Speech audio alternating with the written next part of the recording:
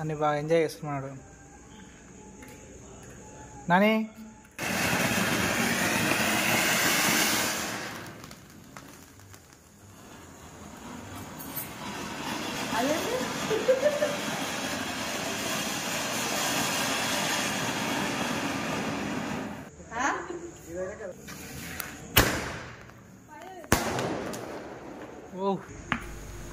ఈ క్రాకర్ సరిగా అబ్జర్వ్ చేయండి. ఫస్ట్ మాకేం అర్థం కాలేదు అసలు ఇదేంది, ఎక్స్ప్లోర్ అవుతుందా లేకపోతే పేలుతుందా లేకపోతే జస్ట్ లైటింగ్ వస్తుందా అర్థం కాలేదు.